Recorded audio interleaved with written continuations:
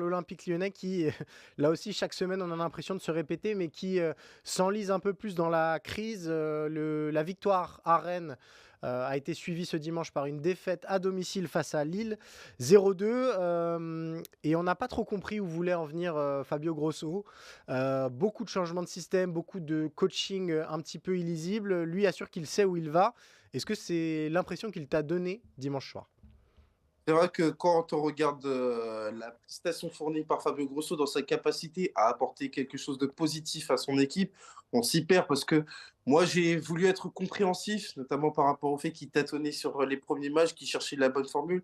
Mais à un moment donné, il faut de la consistance. Et la consistance, ça passe par quoi? Ça passe par avoir des schémas bien précis, Ouais. une équipe qui se dégage. Bon, après, c'est vrai que dans le cas de l'Olympique Lyonnais, c'est un peu difficile parce que quand tu es dernier du championnat, eh ben forcément, tu ne peux pas capitaliser sur des points forts.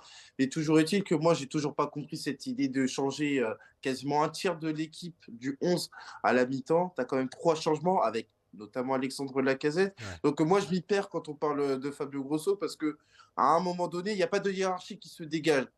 C'est peut-être la faute des joueurs, bien évidemment. On ne peut pas dire que l'entraîneur apporte énormément de solutions au moment justement de fidéliser, de capitaliser sur un élément concret, à savoir une colonne vertébrale. Il n'y a pas de colonne vertébrale. Ouais. Les joueurs sont responsables. Fabio Grosso aussi est responsable. Est-ce qu'il y a le risque, à tes yeux, qu'il soit, démis de ses fonctions, peut-être, au moment de la trêve? Parce que comptablement, ça devient très dangereux pour Lyon. Ça l'était déjà, mais chaque semaine, ça l'est encore un peu plus. Et comme tu le dis, on voit pas de progrès notable dans cette équipe. Est-ce que c'est encore l'homme de la situation? Et sinon, vers quel type de profil pourrait se tourner Lyon pour sortir de cette impasse-là, quoi?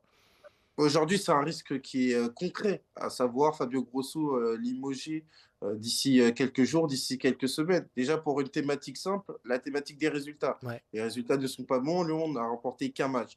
Et ensuite, par rapport à la crédibilité, par rapport au vestiaire, parce que je ne peux pas croire que les joueurs acceptent le fait d'être remplacés à la mi-temps de manière régulière Ouais. et de voir que, en gros, les solutions ne marchent pas. Donc forcément, c'est un jeu qui est très périlleux par rapport à un vestiaire. On sait qu'il y a beaucoup d'ego, quand bien même tu es dernier de Ligue 1. Donc forcément, quand tu allies ces deux éléments, eh ben, ça ne plaît pas en la faveur de la continuité de Fabio Grosso. Quant à savoir quel entraîneur pourrait arriver, on parlerait déjà d'un troisième entraîneur potentiellement. On se dirigerait davantage vers un pompier Ouais. dans la mesure où il faut se sauver et que c'est la seule et unique perspective pour l'Olympique lyonnais. Et maintenant, je pense que aujourd'hui, c'est pas à l'ordre du jour, mais je pense que ça peut être une affaire de quelques jours et de quelques semaines si ça continue comme ça, parce que l'Olympique lyonnais a besoin de résultats. Ouais. La victoire contre Rennes ne suffit pas clairement.